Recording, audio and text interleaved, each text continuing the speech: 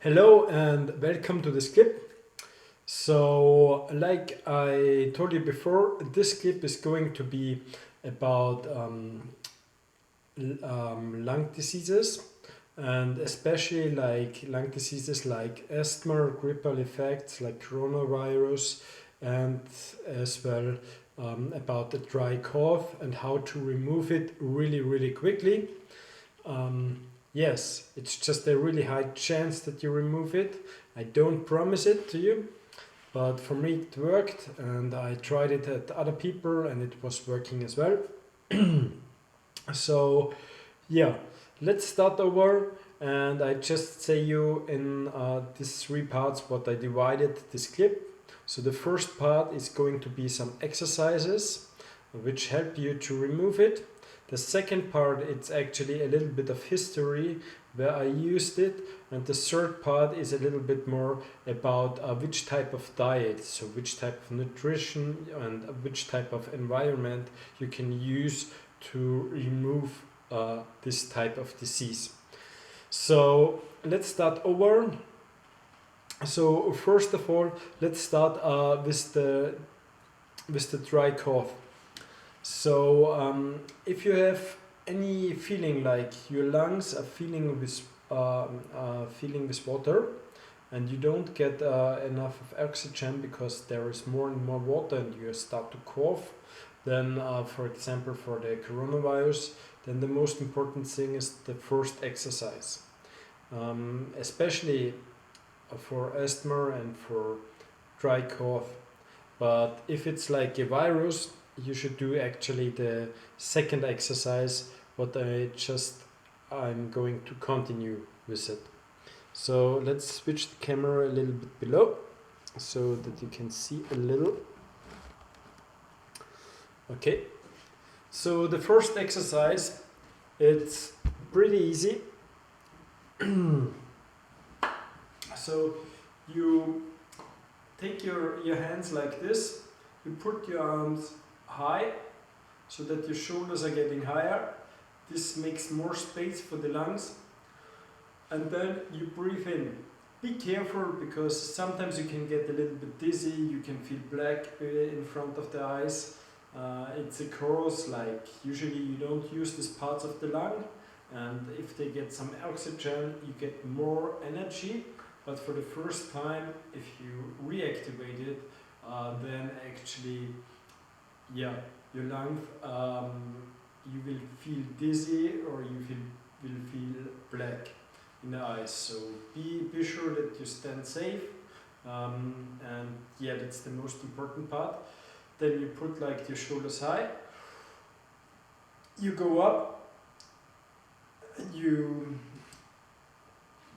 you make some circles like that, and some point is like you push to the back of your ribs upwards. This actually can make you like having like a black feeling in front of the eyes. That's okay.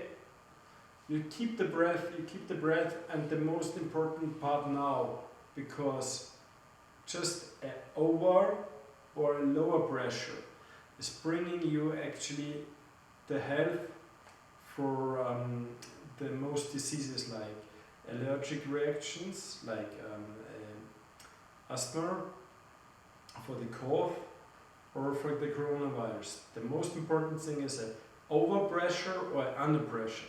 So you start it like this, you go on, you keep the breath. The most important thing now to put the overpressure is you use your legs and you just go as hard as you can. You push your chest against the legs to the right and to the left.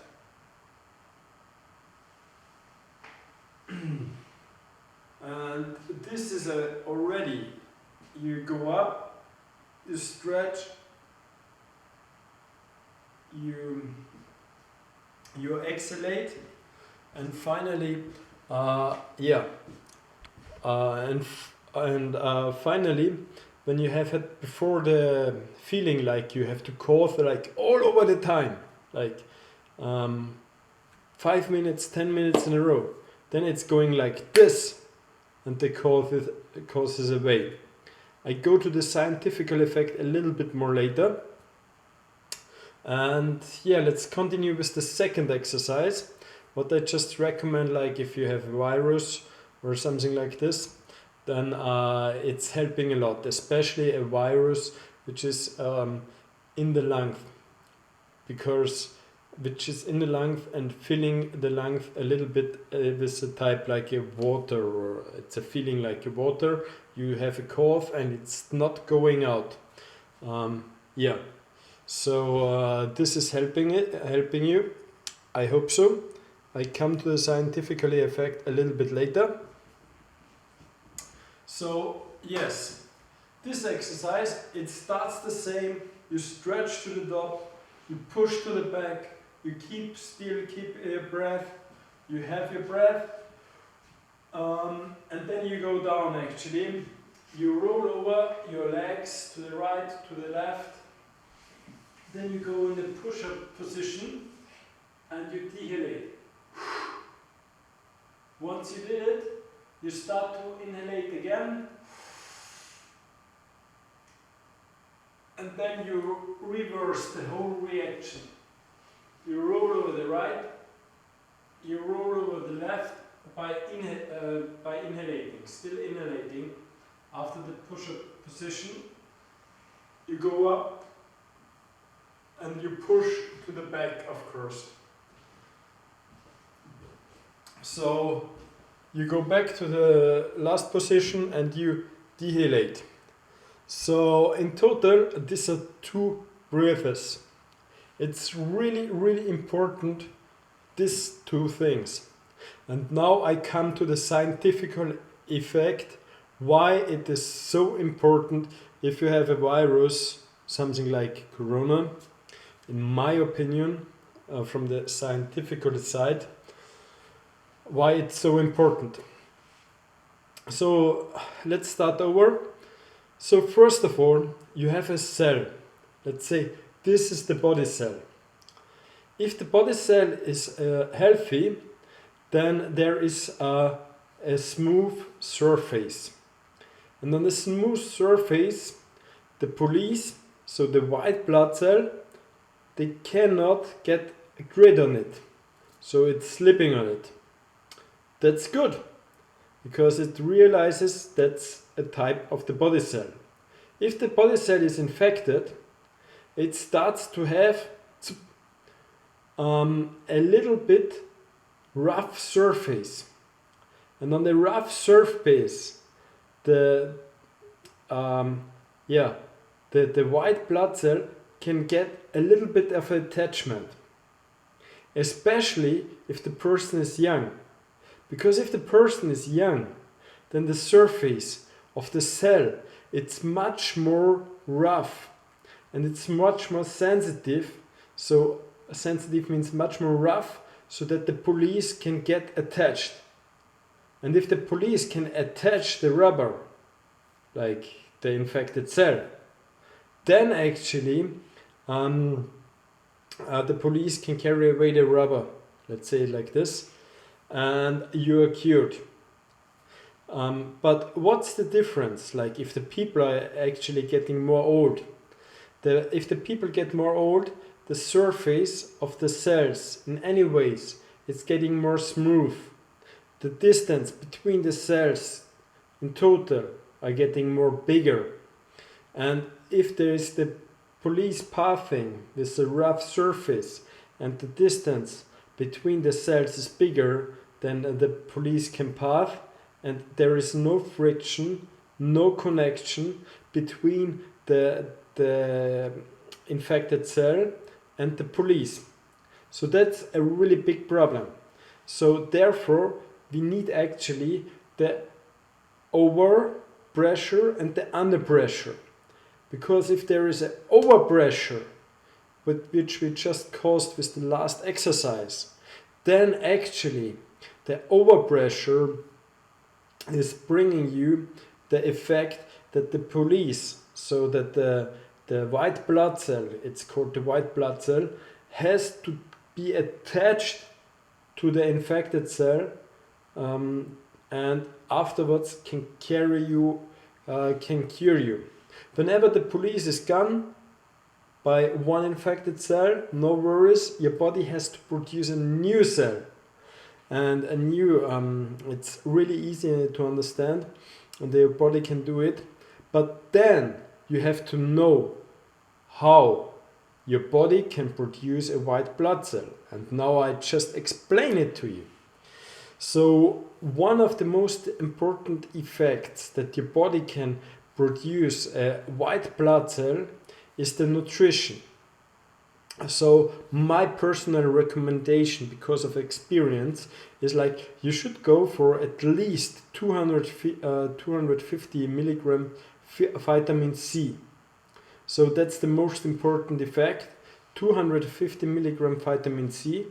Don't worry if you don't make a list right now, because you get the list below in the description of the clip. So 250 milligram vitamin C at least. You can also eat 3 kiwis or 5 lemons if you don't want to go to the pharmacy, but better usually it's if you have to take it like for 1 or 2 or 3 days, you go to the pharmacy and you buy it, just because it's better if you take it over a long time. Even for me, it was just taking 1 evening or 2 evenings then to get rid of it. Then the second most important part is like you need to have chicken meat, just the chicken meat, not the skin, because the skin puts you back. It's a heavy fatty food, the skin of the chicken, even if there is just a little. And yes, we just made a breathing exercise that you get more oxygen, and now you put it away by having more fat. So in this case, you also should get rid of bread and milk products for the time when you're ill. And yes, that's one of the parts. Let's go more to the environment. If you take the environment and if you're ill, you have maybe you're shaking because hot, cold, and you're going to start to shake. This is a reaction of your body because of a fail of communication, and from the fail of communication, your body try to produce communication, and heat in total is movement of elements. The movement of elements can help you. For example, this is the police, this rough, not too rough surface, and this is the cell. And if it doesn't connect, for example, your body just says there needs to be a connection. So you should heat your body, and your body is going to shake you. And if the body is going to shake you, it means like getting harder together, because maybe there's too less friction. And there's too less communication between the cells if you go in detail into the chemistry structure. But you need to have a lot of knowledge for that. But in total, if your body wants to have a heat, just give him the heat. Don't go into the bed and just relax. If you just go in the bed and relax without doing any exercises, this is the most common error that people can be dying. Because they relax, they say, okay, my body has to do the work, and you stay in bed for 3 weeks, 2 weeks, or even for the rest of your life, because you don't leave the bed. So help your body to produce this heat. How do you do it? If you use your muscles, and if you just make your muscles more strong, like if your body starts shaking, you help your body shaking. If you help your body shaking, or maybe like make a push-up under your blanket, you will get really hot.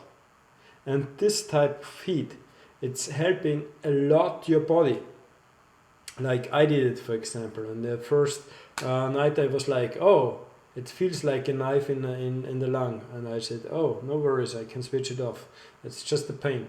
It felt like with for me like oh, I'm starting to have hot cold and I'm shaking. Oh, don't worry. You want to shake for 2 minutes, my body? I was saying, oh, don't worry. I just shake for 5 minutes. So I just extended it, and then you were able to go out of the bed even if you have been hot, cold, and shaking before, because I was overheating my body. And I was carrying stuff and so on. But yeah, if you do it in the opposite direction, then you exhaust your body and you cannot do anything. So the next thing is actually, yeah, right now we say, okay, it's important that the body is connected to the police white blood cell, and yeah, so we can fit the environment to our help. So how can we fit the environment? Really easy. Usually we breathe out a lot of water and we breathe in a lot of water. So if you go in detail, so if there is a lot of water, the friction is really nearly no. So if you breathe in and breathe out oxygen, which is really dry, like if you put on the heater a little bit more, then actually the water is going out from your lungs and the friction is higher. Like if you have a friction on a watery surface. So this is the next thing. Overnight, just breathe in and breathe out really dry air. Put the heater on and then the friction is high and you feel better the next day. Even if you might feel in the first time like, where is the oxygen? But the friction is helping to connect the lungs, so the infected cells, to the police, so that you can have better. That's my personal opinion. You can try it. I don't take any guarantee for anything.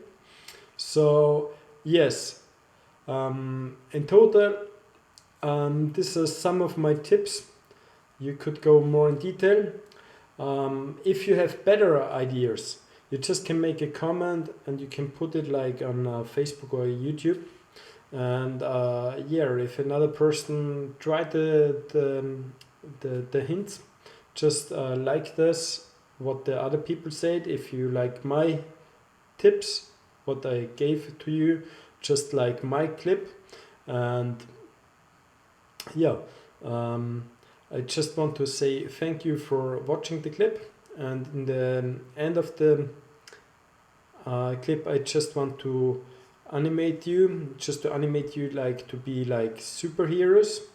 Be a superhero, tag some friends, like at least 15 friends, where you think, oh, maybe there is a chance that they can need it. Nominate some friends who has one type of this disease. So just nominate and animate them that they try it, and afterwards, maybe you are going to be a superhero. And if you have a better habit, or just comment it like I told you before, and then I will be happy to see the reactions. So thank you for watching.